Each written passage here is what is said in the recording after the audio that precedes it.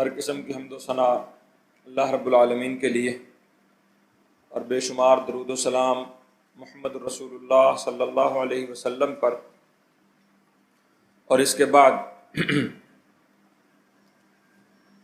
مساجد روئے زمین پر اللہ کو سب سے پسندیدہ اور محبوب جگہیں ہیں۔ انہیں بیوت اللہ، اللہ کا گھر ہونے کا شرف حاصل ہے۔ یقیناً ان مساجد کی بابت ہر کام اپنی اپنی جگہ بے شمار فضیلت اور بے انتہا اہمیت کا حامل ہے۔ جیسا کہ گزشتہ جمعات کے اندر ہم نے اس بات کو سمجھنے کی کوشش کی کہ مساجد کی تعمیر کس قدر فضیلت والا عمل ہے، اور پھر اس کے بعد مساجد کی آباد کاری، مساجد کا انتظام و انصرام اور اس کی ذمہ داری کو چلانا، یہ کس قدر باعث اجر و ثواب اور فضیلت والا کام ہے۔ اسی طرح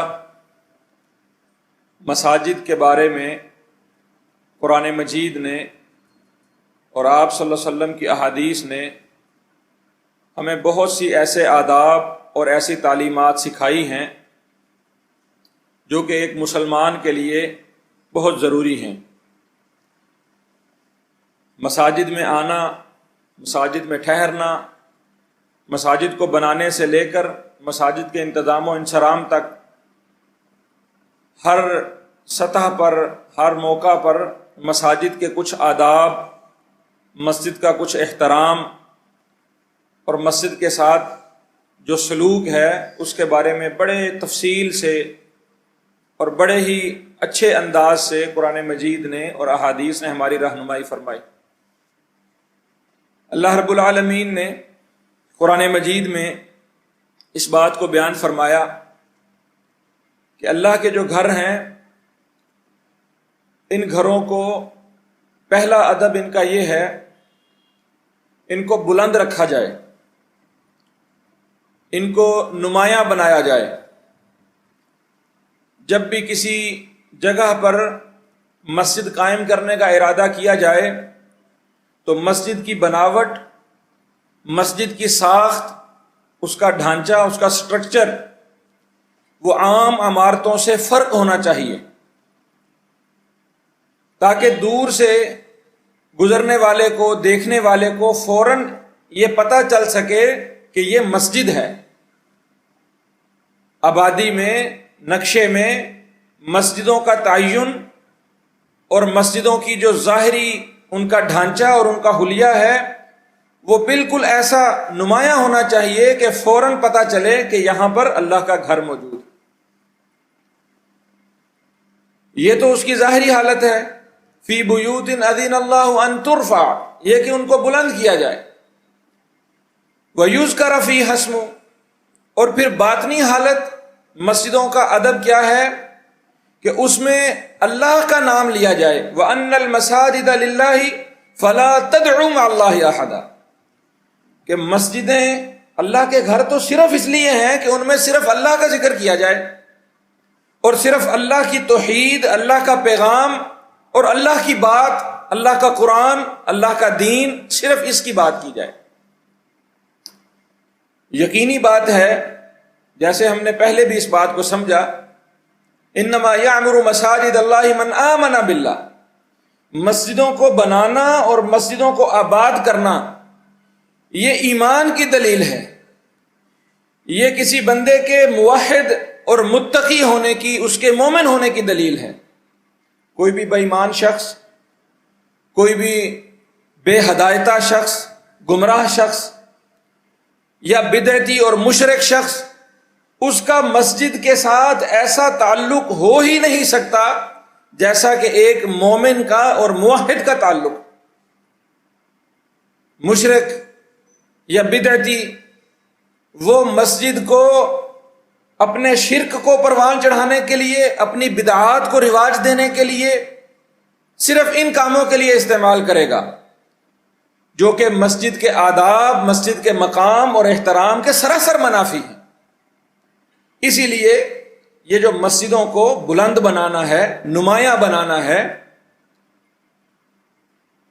اس کے اندر ایک چیز کی احتیاط کہ مسجدوں میں بے تحاشا زیب و زینت، نقش و نگار، مسجدوں کے اندر زیادہ بیل بوٹے، اس کے اندر زیادہ رنگ، زیادہ رنگدار اس میں پردے، قالین، ان چیزوں کو آپ صلی اللہ علیہ وسلم نے ناپسند فرمایا۔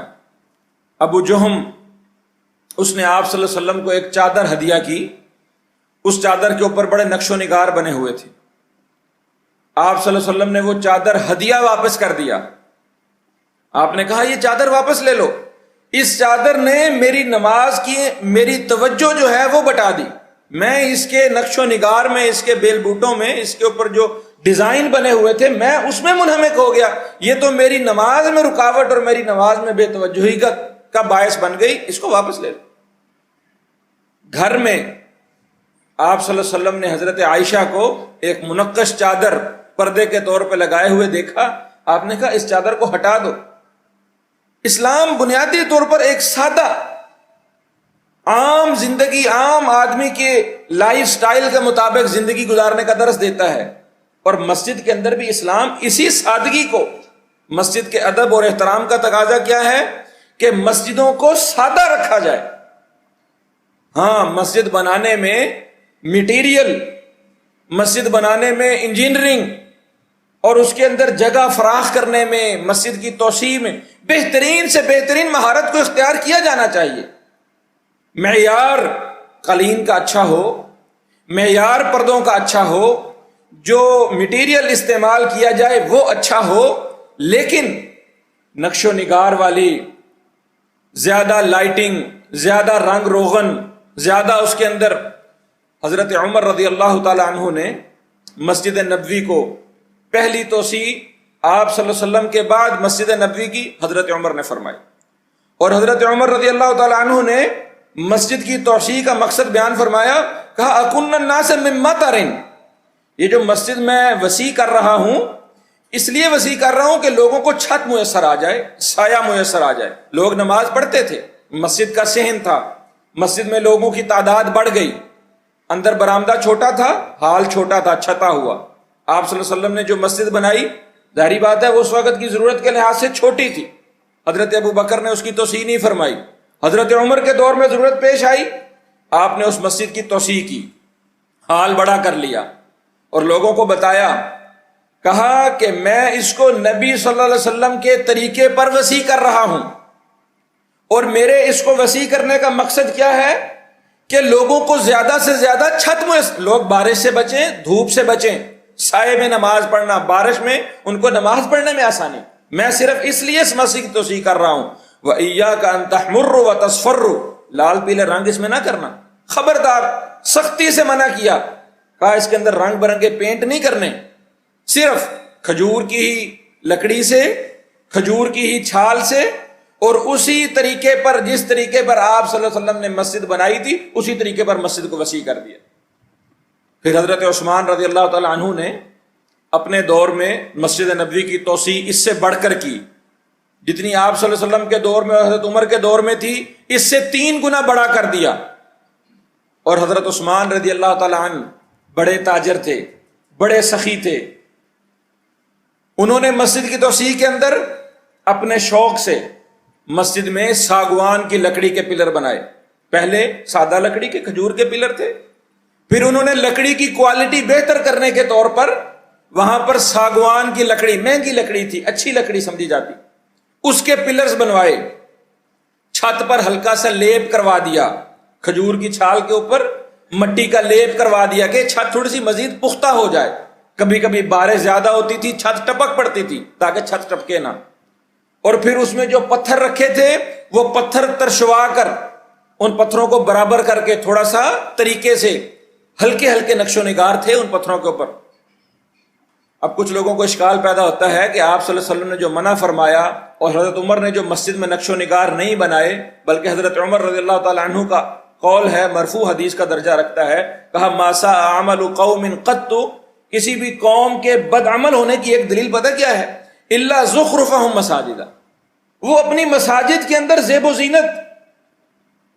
و زینت سے میں بہت ساری چیزیں آ جاتی ہیں۔ بہت سارے لوگ تو مسجدوں میں لالٹینیں، چراغ، اگربتیاں اور رنگ برنگی روشنیاں، بلب، اور پھر اس میں رنگ برنگے شیشے کی وہ جو منقش وہ اس طرح کی اس کے اندر شیش محل اس کو بنا دیتے۔ یہ قطعاً ناپسندیدہ ہے۔ زیادہ بیل بوٹے بنا کر مسجد کی دیواروں پر، مسجد کے پردوں پر، مصلی قلین پر، یہ قطعاً ناپسند، یہ بڑا ہی غلط کام ہے، مسجد کے آداب اور احترام کے یکسر منافی۔ ہاں، حضرت عثمان رضی اللہ تعالیٰ عنہ نے جو مسجد کے سٹرکچر کے معیار کو بہتر کیا، یہ تو بے شک مسجد کے احترام اور مقام کے عین مطابق، اور پھر اس کے اندر ایک تطبیق دی ہے علماء نے اور فقہا نے، کہتے ہیں 2 اسباب ہیں مسجد کو زیب و زینت دینے کے، مسجد کو خوبصورت بنانے کے لیے 2 صورتیں ہیں۔ ایک تو یہ ہے کہ یہ جو آپ صلی اللہ علیہ وسلم نے مساجد کو زیادہ منقش اور زیادہ زیب و زینت والا بنانے سے منع فرمایا ہے، وہ اس لیے کہ لوگ فخر و مباحات میں نہ پڑ جائیں، مقابلے بازی میں نہ پڑ جائیں کہ ہماری مسجد کتنی عالی شان ہے، ہماری مسجد کتنی بڑی ہے، ہماری مسجد ایسی ہے، ہماری اس مقابلے بازی، یہ تو اللہ کے گھر ہے، یہ کوئی دنیا کی دوڑ تھوڑی نہ ہے۔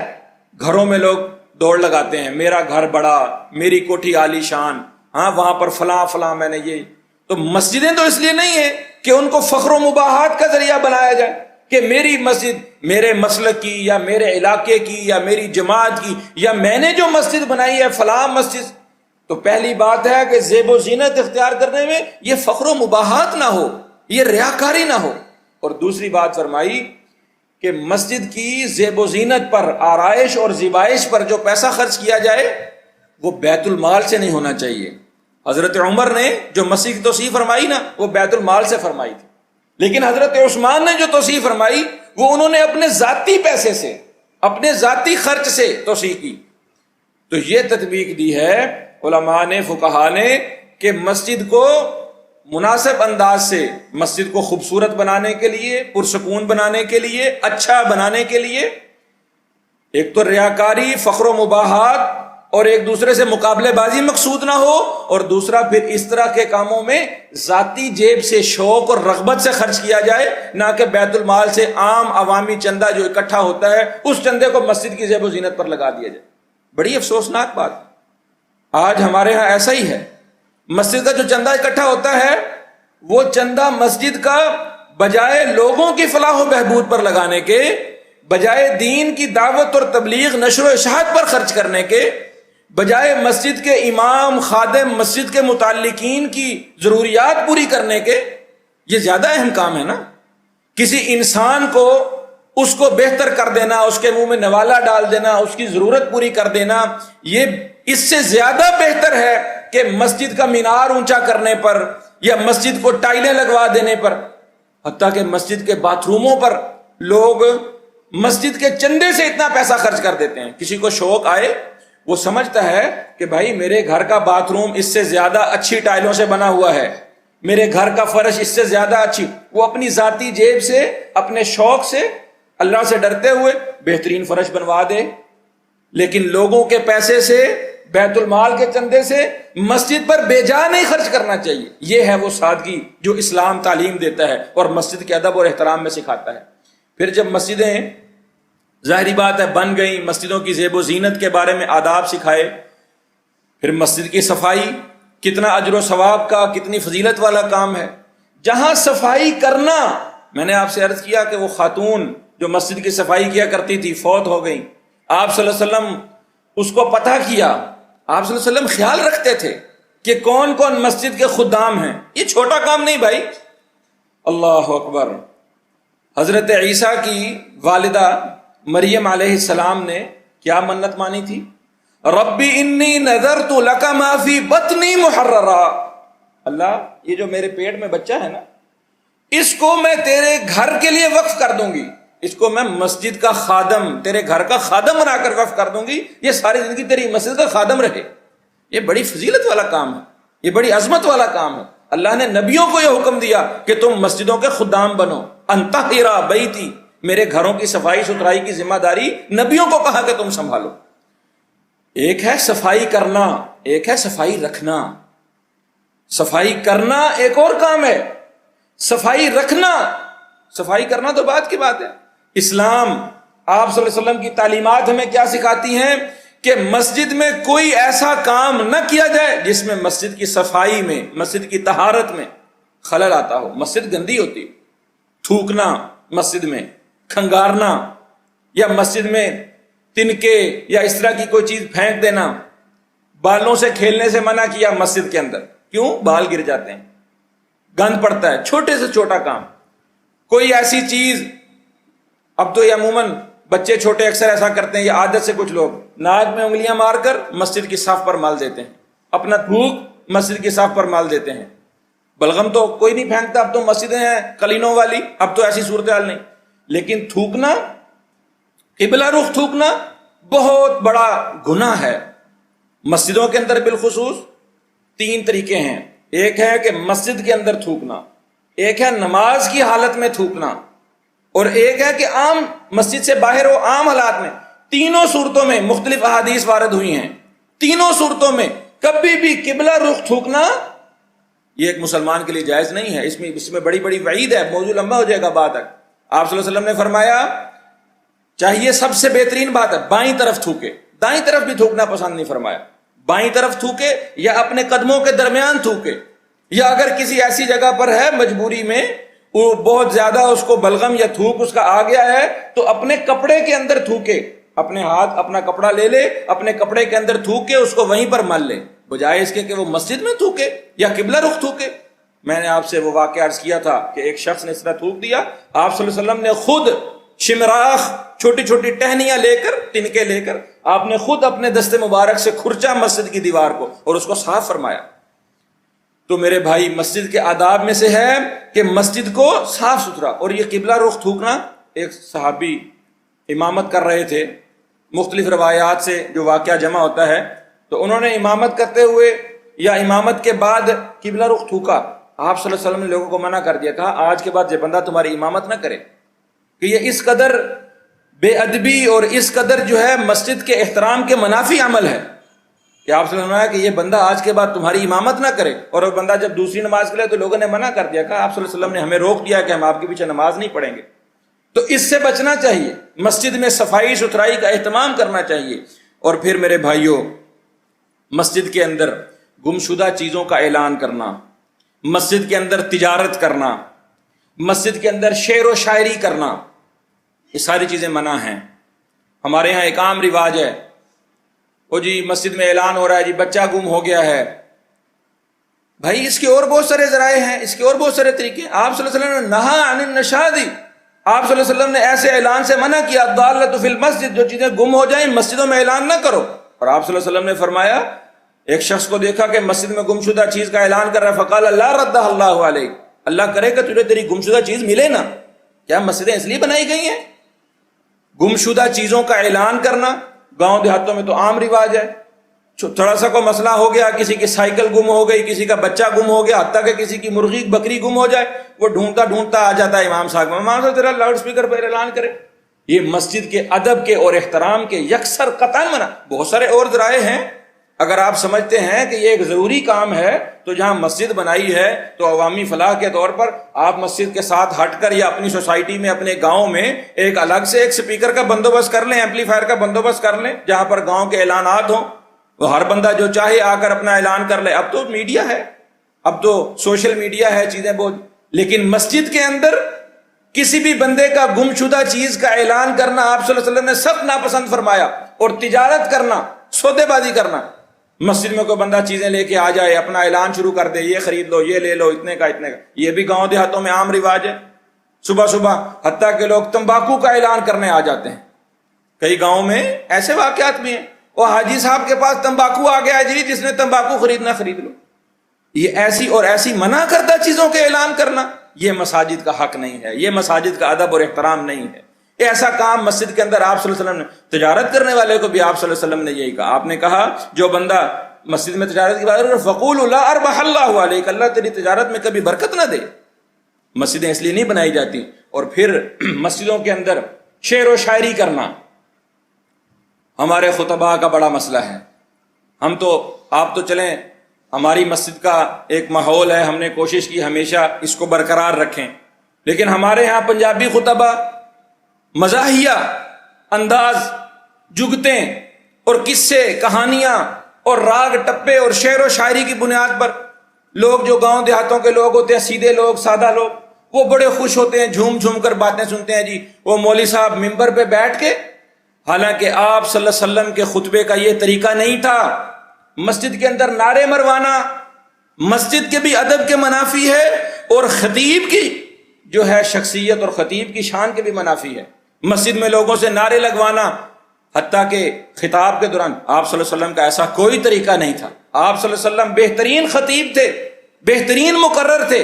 آپ صلی اللہ علیہ وسلم اپنے خطبے میں نہ زیادہ شعروں کا استعمال کرتے تھے، نہ زیادہ قصے کہانیاں سناتے تھے، نہ لوگوں کو نعرے مرواتے تھے، نہ لوگوں کو ہنساتے تھے. یہ سب باتیں آج کے دور کے جدید ہمارے جو ہے نا وہ خطباء کی ایجادات ہیں، اور یہ ساری چیزیں مسجد کے ادب کے بھی منافی ہیں. آپ صلی اللہ علیہ وسلم نے فرمایا وَأَن يُنشَدَ فِيهَا الشِّعْرُ، مسجد کے اندر شعر کہنا یہ سخت ناپسندیدہ ہے، منع ہے.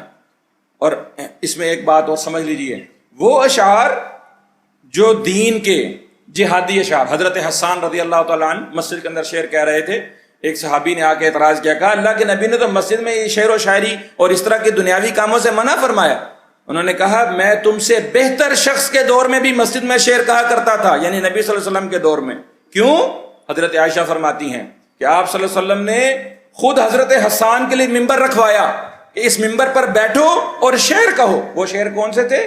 نبی صلی اللہ علیہ وسلم کی نعت، آپ صلی اللہ علیہ وسلم کی شان، جہادی اشعار، آپ صلی اللہ علیہ وسلم کی نعت پر مرثیے پڑھنا، نوحے پڑھنا، راگ ٹپے پڑھنا، اس طرح کی قصیدے پڑھنا اور اس طرح کی منظوم نظمیں، یہ مسجد کا مقام نہیں ہے، یہ ممبر کا مقام نہیں ہے، یہ خطیب کے شایان شان نہیں. ایسے خطیبوں سے آپ اپنے ایمان کو بھی بچائیں اور ایسے خطیبوں سے آپ اپنی مسجدوں کو بھی بچائیں اور اپنے معاشرے کو بھی. اصلاح کی بجائے یہ تو لوگوں کو دین سے دور کرتے ہیں اور دین کی باتوں کو مذاق اور ٹھٹھا بنا دیتے. مسجد کے اندر دنیاوی باتیں کرنا یہ بھی آپ صلی اللہ علیہ وسلم نے پسند نہیں فرمایا. سیکون فی آخر الزمان، آپ صلی اللہ علیہ وسلم نے فرمایا آخری زمانے میں لوگ ہوں گے فیقولون فی المسجد، وہ مسجد میں بیٹھیں گے، باتیں کریں گے، وہ ہلکا ہلکا بنا کر بیٹھ جائیں گے اور مسجد کی باتیں کریں گے، وہ دنیا کی باتیں کریں گے، صرف ادھر ادھر کی باتیں، سیاست میں کیا ہو رہا ہے، یہ کیا ہو رہا ہے، فلاں کیا ہو رہا ہے. ولیس للہ فیہم حاجہ، ایسے لوگوں کی اللہ کو کوئی پرواہ نہیں. تو مسجدوں میں دنیاوی امور اور دنیاوی باتیں یہ بھی نہیں کرنی چاہیے. مسجد میں بیٹھنے کا بھی ادب سکھایا. بیٹھنے کا بہت سارے طریقے ہیں. اللہ اکبر. آپ صلی اللہ علیہ وسلم نے مختصر بات کو اشارہ کرتا ہوں، بہت ساری احادیث ہیں. ٹانگوں کو یوں پکڑ کر بیٹھنا، جس کو آپ پنجابی میں یا اردو میں کہتے ہیں گوٹھ مار کے بیٹھنا. آپ اپنے پیٹھ پر بیٹھے ہوئے ہیں، ٹانگوں کو یوں پکڑ لیا، ایک طریقہ یہ ہے. ایک ہے چونکڑی مار کر بیٹھنا، دونوں ٹانگیں بند کر کے. ایک ہے ایک ٹانگ اٹھا کر ایک ٹانگ بچھا کے بیٹھنا. ان ساروں کے لیے عربی میں مختلف الفاظ استعمال ہوئے ہیں. چوکڑی مار کے بیٹھنا، دو زانو ہو کر بیٹھنا. باقی سارے طریقے جائز ہیں، جو منع ہے میں صرف ان کا اشارہ کر دیتا ہوں. یوں چونکڑی، یوں اس کو گوٹ مار کے بیٹھنا، اپنے دونوں گھٹنے اپنے دونوں بازوؤں میں لے کر ایسے بیٹھنا، یہ مسجد میں جائز نہیں ہے. اور اس طرح سے بیٹھنا کہ دو زانو ہو کر بیٹھے اور پیچھے اپنے ہاتھوں سے ٹیک لگائے. ایسے بندہ جیسے اتحیات میں بیٹھتے ہیں، اتحیات میں بیٹھے اور پیچھے ایسے دونوں ہاتھوں سے ٹیک لگا لے، ایسے بیٹھنا منع ہے. اس کے علاوہ چونکڑی مار کر بیٹھنا یا ایک ٹانگ اٹھا کر دو زانو ہو کر بیٹھنا، اتحیات کی صورت میں بیٹھنا، یہ طریقے. قبلہ رخ ہو کر قبلہ رخ کی طرف ٹانگیں کر کے، یوں اپنی ٹانگیں کھول کے لمبی کر کے، یہ مسجد میں بیٹھنا اس طرح منع ہے. مسجد میں سونا جائز ہے، مسجد میں کھانا پینا بھی جائز ہے، مسجد میں رہائش بھی رکھنا وقتی عارضی جائز ہے. آپ صلی اللہ علیہ وسلم کے دور میں حضرت عبداللہ ابن عمر وہ کہتے ہیں کہ رسول اللہ صلی اللہ علیہ وسلم کے دور میں جب ابھی میں اہل و عیال والا نہیں تھا، میں مسجد میں ہی سوتا تھا، میں مسجد میں ہی رہتا تھا. اور آپ صلی اللہ علیہ وسلم کے بارے میں خود ایک شخص نے پوچھا نبی صلی اللہ علیہ وسلم کہاں ہیں، تو اس نے کہا مسجد میں سوئے ہوئے ہیں. تو مسجد میں سونا جائز ہے، مسجد میں کھانا بھی جائز ہے۔ اس کی بے شمار دلائل ہیں، دلائل میں میری بات موضوع لمبا ہو جائے گا، لیکن مسجد میں سونے اور کھانے کے دوران بھی آداب ہیں۔ الٹا سونا اور بالکل چت سونا، بالکل سیدھا ایسے، اور بالکل الٹا سو جانا پیٹ کے بل، اور ٹانگ پر ٹانگ رکھ کے سو جانا، یہ تینوں طریقے منع کیے۔ جس نے مسجد میں سونا ہے ضرورت کے لیے سو سکتا ہے۔ مسجد میں سونے میں قبلہ رخ ٹانگ نہیں کرنی، ٹانگ پر ٹانگ رکھ کے نہیں سونا، اور بالکل چت نہیں لیٹنا۔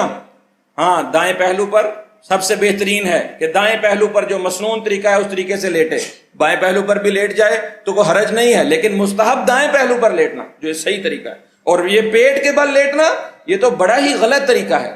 بیٹھنے میں بھی یہ جو ٹیک لگانے کا طریقہ ہے نا، یوں، اس کو آپ صلی اللہ علیہ وسلم نے فرمایا ایک صحابی کو، کہا جاؤ جا کے اس کو منع کرو، یہ کتے کی طرح کیسے بیٹھا ہوا۔ تو اس طرح بیٹھنے کو آپ صلی اللہ علیہ وسلم نے کقعد القلب قرار دیا۔ اور یہ جو الٹا سونا ہے، پیٹ کے بل سونا، عادت بنی ہوتی ہے، ہمیں بدلنی چاہیے۔ جس بندے کی بھی عادت ہے عام زندگی میں بھی اس طرح کے بیٹھنے اور لیٹنے کو بدلنا چاہیے۔ جو الٹا لیٹنا ہے، آپ صلی اللہ علیہ وسلم نے ایک صحابی کو دیکھا اس طرح لیٹے ہوئے، آپ نے اس کو ٹھوکر مار کے اس کو کہا سیدھے ہو جاؤ، یہ کیسے جہنمیوں کے طریقے سے تم لیٹے ہوئے ہو، یہ تو جہنمیوں کا لیٹنا ہے۔ یہ بڑی سخت بے ادبی والی بات ہے، عام حالات میں بھی نہیں ہونی چاہیے اور مسجد میں بالکل نہیں ہونی چاہیے۔ اور مسجد میں آوازیں بلند نہیں ہونی چاہیے، مسجد میں کبھی جھگڑے کی نوبت نہیں آنی چاہیے۔ حضرت عمر رضی اللہ تعالیٰ عنہ بیٹھے تھے، صاحب بن یزید رضی اللہ عنہ کہتے ہیں کہ مجھے ایک کنکر لگا، میں نے دیکھا یہ کنکر کہاں سے آیا ہے، تو دیکھا حضرت عمر نے مجھے کنکر مارا تھا، انہوں نے مجھے بلایا، انہوں نے کہا ادھر وہ دونوں بندوں کو بلا کر لاؤ۔ میں ان دونوں کو بلا کر لایا، ان کو کہا تم کہاں سے آئے ہو، انہوں نے کہا ہم وہ فلاں علاقے سے آئے ہیں۔ کہا شکر کرو تم مدینے کے نہیں ہو، تم مدینے کے ہوتے نا میں تمہیں کوڑوں کی سزا دیتا کہ تم اللہ کے گھر کے اندر اپنی آوازوں کو بلند کر رہے۔ تو مسجد کے اندر جھگڑا، مسجد کے اندر آوازیں بلند کرنا، یہ مسجد کا آداب کا منافع۔ مسجد میں آتے ہوئے وضو کر کے آنا، قریب کی مسجد میں آنا چاہیے۔ آپ صلی اللہ علیہ وسلم نے فرمایا قریب کی مسجد میں جاؤ، اپنے گھر کے جو قریب مسجد ہے اس کا حق زیادہ ہے، نزدیک جاؤ۔ یا بنی آدم خذوا زینتکم عند کل مسجد، خوشبو لگا کر جاؤ، خوبصورت بن کر جاؤ، زینت اختیار کر کے جاؤ۔ مسجد میں آتے ہوئے وضو کر کے آؤ۔ دعا، بہت ساری دعائیں ہیں سکھائیں، وقت مختصر ہے، اس موضوع کو مزید ابھی میں آگے بیان کروں گا۔ مسجد کے آداب کے ضمن میں اور بہت ساری باتیں ہیں کہ مسجد میں اور کون کون سے کام ہیں جو نہیں کرنے چاہیے، آداب مسجد کے خلاف ہیں، اور کون سے کام ایسے ہیں جو مسجد میں کرنے میں کوئی حرج نہیں ہے لیکن ہم بلا وجہ سمجھتے ہیں کہ یہ مسجد میں نہیں ہونے چاہیے۔ تو انشاءاللہ اس کو آگے تھوڑا سا وقت دیں گے، اس بات کو مزید سمجھیں گے۔ اللہ تعالی ہمیں مسجدوں کا ادب اور احترام سمجھنے کی اور مسجدوں کے مقام کے مطابق اس کو عمل کرنے کی توفیق عطا فرمائے۔ اقول قولی ھذا واستغفر